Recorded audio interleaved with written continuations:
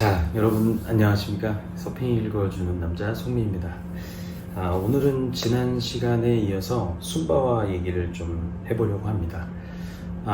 제 복장이 이렇게 좀 그렇죠? 제가 지금 현재 촬영하고 있는 곳은 인도의 타밀나두주에 있는 마하발리푸람이라는 해변에 있는 곳입니다. 왜 여기 있냐면 지금 현재 그 아시안 게임 예선전을 하고 있어요. 그래서 저희가 경기 중인데, 그래서 지난주에 제가 잠깐 죄송하지만 좀 쉬게 됐었습니다. 그래서 여러분들하고 약속을 지켜야 되기 때문에 여기 와서도 좀 촬영을 하게 됐습니다. 자, 그럼 시작하도록 하겠습니다. 숨바와에 저희가 처음을 도착했을 때 사실 저희 둘 다 아무것도 모르는 상태였어요. 왜냐면 둘 다 뭐 처음이니까요. 그래서 저희가 알고 있던 정보가 사실은 뭐 좋은 파도가 있다 뭐 이 정도였는데, 저희가 배를 타고 한 2시간 정도를 롬복에서 가고 저희가 가고자 하는 이제 최종 목적지가 말룩이라는 곳이었어요. 말룩까지 한 2시간 정도 차를 타고 이동을 했는데, 그 미니버스 아시죠? 그 버스보다는 좀 작고 봉고차보다는 좀 큰 그 미니버스를 타고 이동을 하는데, 거기가 보통 한 승차 인원이 한 20명 정도 되잖아요. 근데 이 차에는 아마 한 60명 정도가 탔었던 것 같아요. 그러니까 20명이 타고 그 중간에는 분식점 의자를 두고 앉고, 그리고 문에 매달리고 천장에 타고 해갖고, 그래서 저희 옆에 앉으신 할머니는 생닭을 이렇게 붙잡고 막 가는 그런 상황이었습니다. 그래서 굉장히 좀 특이한 경험이었어요. 말룩에 저희가 막 도착했을 때 저희가 느꼈던 거는 생각보다 뭐가 많네? 라고 느꼈어요. 그때 뭐 프랜차이즈 느낌 나는 치킨샵도 있었고 여러 가지들이 있었는데, 거기가 이제 사실 금광이 있는 곳이라서 인프라가 어느 정도는 있는 상황이었어요.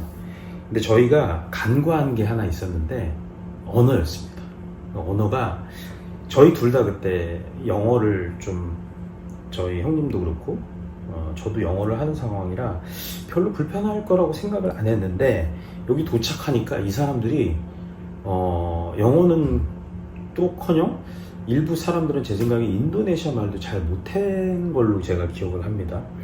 그래서 그리고 약간 저희가 버스에서 내렸을 때 이 동아시아인, 그러니까 뭐 일본, 중국, 한국 이런 분들 처음 보는 약간 외계인처럼 쳐다보는 느낌이 있었어요. 그래서 조금 신기했고, 그리고 이제 저희가 숙소랑 운송 수단이 필요했는데 저희가 이제 말이 안 통하니까 이렇게 좀 소통이 안 됐겠죠. 그래서 저희 주변으로 막 이제 신기하기도 하니까 사람들이 막 모이기 시작했어요. 그래서 뭔가 이제 협상을 하려고 이제 시도를 시작을 했었죠. 근데 저희 같이 갔던 그 형님이 협상의 달인이에요. 예를 들면 달인이라고 불러야 되나? 이제 현지 사람이 100원을 불러요. 예를 들면. 그러면 이 형은 20원으로 시작을 합니다. 보통은 뭐 100원 부르면 50원 이렇게 얘기하잖아요. 20원으로 해놓고 고개를 훅 돌려요. 그러면 이 사람이 온다 막 이러면서 하긴 했었는데, 그래서 이제 네고시에이션은 이 형 담당이었어요. 그래서 저희가 그때 인도네시아 말로 숫자를 사뚜두아 디가밖에 몰랐거든요. 그러니까 이제 이 사람들하고도 말이 안 통하는 거예요. 이 사람 영어 못하니까. 그래서 바닥에다가 이렇게 쓰고, 형이 노노노노노노노 이러고 그걸 다시 지운 다음에 다시 쓰고, 이런 방식으로 좀 내고를 했던 아주 재미있는 기억이 있습니다. 저는 그때 당시 이제 호주에서 유학 생활을 했었고, 그리고 원택이 형도 호주에 유학을 갔다 온 상태라서 저도 그렇고 형도 그렇고 어딜 가든 그래도 영어를 하는 사람이 조금은 있지 않을까라고 해서 불편함이 없으리라고 다들 생각을 했거든요. 근데 그런 저의 선입견이 처음으로 깨졌던 사건이었죠. 그리고 이제 그 선입견이 깨짐과 동시에 큰 깨달음을 얻기도 했습니다. 예전에는 그런 들리고 말하는 그런 언어적인 소통에만 집중하거나 또는 그것이 전부라고 생각을 했던 적이 있는 것 같아요. 근데 이 사건 이후에는 이런 생각이 들었어요.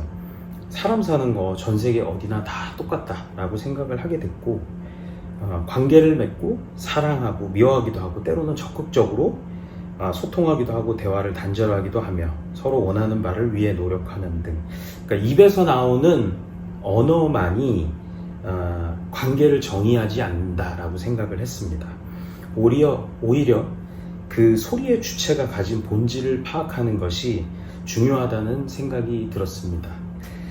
소통은 소리가 아닌 본질을 파악함에 중요함이 있다고 저는 생각을 하게 되었습니다. 우리가 서핑을 위해 라인업을 한다고 하죠. 그러니까 파도가 깨지는 지점에서 파도를 기다리는 데가 이제 라인업이라고 합니다.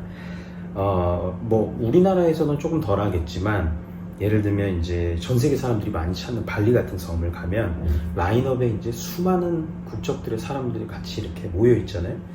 영어로 소통이 가능할 때도 있고, 그렇지 않은 경우도 있습니다. 왜냐면 러시아 분들 영어 잘 못하는 경우도 많고, 이럴 때는 언어보다는 그 사람의 눈이나 행동을 통해서 그 사람의 의도를 읽는 것이 중요하다고 생각이 들더라고요. 어떤 파도를 타려고 하는지, 그리고 이 파도를 왼쪽으로 가는지 오른쪽으로 탈 것인지 등을 파악을 해야 되는데, 서핑에는 사실 이런 성문화된 법칙은 없죠. 그러니까 우리 서핑하는 사람들끼리 그냥 합의하에 정해놓은 트라이벌로라는 우리 부족의 법칙 이런 거를 있는데, 이 약속을 따르면서 조화롭게 파도를 타기 위해서는 소통과 상대방의 의도를 파악하는 게 굉장히 중요하고, 이러면서 오는 배려와 존중이 굉장히 중요합니다. 우리가 숨바와에 도착했을 때 사실 언어라는 문제는 예상하지 못한 큰 장애물이긴 했어요. 근데 그걸 넘어서 제가 배운 것은 생각보다 더 깊은 교훈이었다고 생각을 합니다. 그래서 제가 그동안 너무 언어에 의존하지 않았나라는 생각이 들고, 그 사람들이 주고받는 말 속에 담긴 감정이나 의도, 그리고 그 사람이 가지고 있는 본질을 읽는 게 진짜 중요한 걸 그때 비로소 깨달았습니다.